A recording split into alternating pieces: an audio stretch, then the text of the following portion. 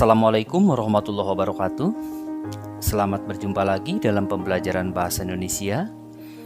Saya harap semua dalam keadaan sehat walafiat sehingga dapat belajar bersama-sama. Sebelum kita belajar, sebaiknya berdoa sehingga diberi kelancaran. Alhamdulillah, pada kesempatan ini saya bisa menyampaikan materi tentang struktur dan ciri kebahasaan teks berita.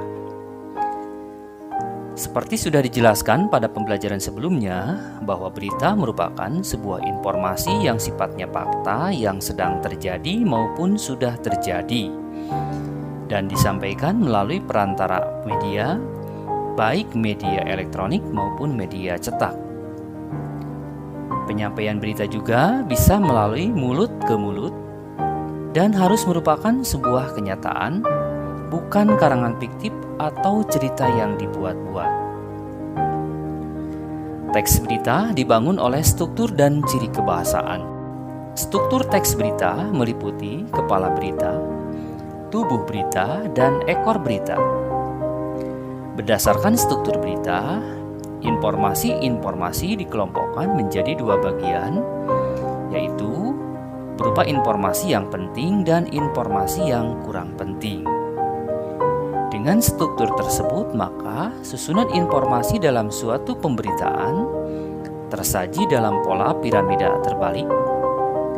Silakan perhatikan contoh atau gambar piramida berikut. Semakin ke bawah, gambarnya semakin kecil. Hal tersebut menggambarkan bahwa pada bagian awal berita merupakan bagian pokok berita dan semakin ke bawah merupakan perincian yang sifatnya cenderung tidak penting. Perlu diketahui bahwa berita juga mempunyai judul. Judul berita merupakan gambaran topik berita yang berfungsi memberitahukan berita apa yang akan disajikan. Judul berita sangat berperan untuk menggiring pembaca agar menelusuri isi berita yang disampaikan. Selain itu, judul berita disajikan untuk menarik perhatian pembaca dan menyimpulkan isi berita. Di bawah judul berita terdapat teras berita. Adalah bagian awal pemberitaan yang memuat keenam unsur berita. Masih ingat unsur berita? Yaitu disingkat dengan adik Simba. Apa, di mana, kapan, siapa, mengapa, dan bagaimana. Kepala berita berisikan informasi penting yang susunan unsurnya dapat bervariasi. Dapat dimulai dengan kata apa atau dengan kata kapan. Selanjutnya adalah tubuh berita. Tubuh berita merupakan keseluruhan dari peristiwa yang diangkat menjadi berita dan merupakan penjabaran lebih lanjut isi teras berita. Badan atau tubuh berita memuat informasi penting yang berupa penjelasan dari kata mengapa. Yang terakhir yaitu ekor berita. Ekor berita adalah struktur yang memuat informasi tidak penting atau kurang penting yang tidak memiliki kaitan langsung dengan judul berita. Agar lebih jelas, disajikan contoh berita yang diambil dari Detik News pada tanggal 17 Agustus 2020. Sebuah berita berjudul Pemkab Cianjur tunda pelaksanaan KBM tatap muka SMA atau SMK yang disampaikan oleh Saudara Ismet Selamat. Silakan perhatikan berita berikut.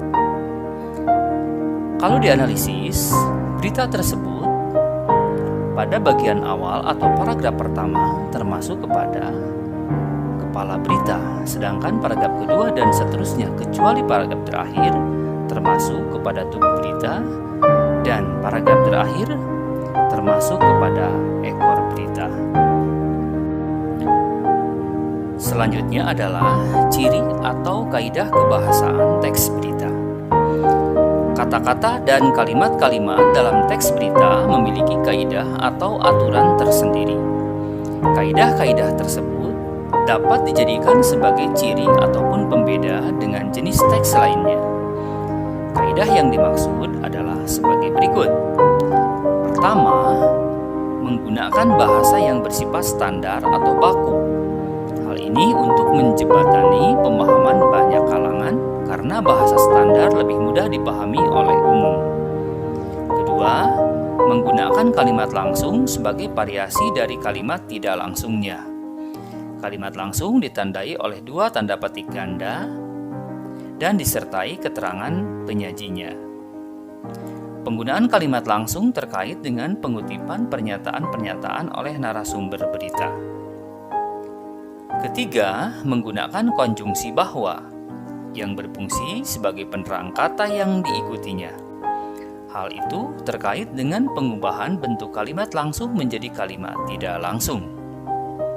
Keempat, menggunakan kata kerja mental atau kata kerja yang terkait dengan kegiatan dari hasil pemikiran.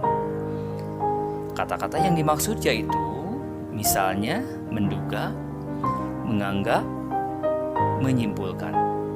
Kelima, menggunakan fungsi keterangan waktu dan tempat. Masing-masing fungsi tersebut pada umumnya ditandai oleh penggunaan kata depan di, dari, ke, ketika, pada.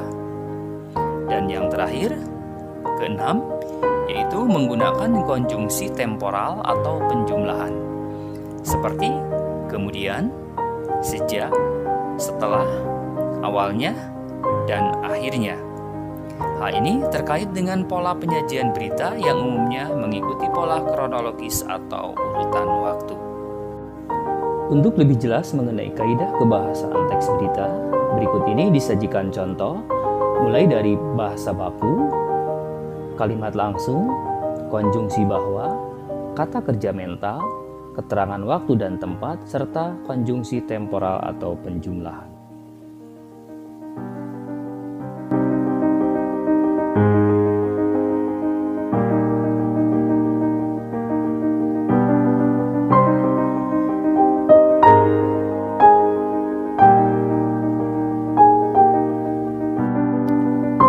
Itulah contoh-contoh kaidah kebahasaan teks berita. Selanjutnya saya simpulkan bahwa teks berita dibangun oleh struktur teks dan ciri kebahasaan. Struktur dan ciri kebahasaan tersebut harus menjadi satu kesatuan teks berita sehingga teks berita dapat dipahami oleh pembaca atau pendengar. Demikian materi yang bisa saya sampaikan pada kesempatan ini. Mohon maaf atas kekurangan. Terima kasih. Wassalamualaikum warahmatullahi wabarakatuh.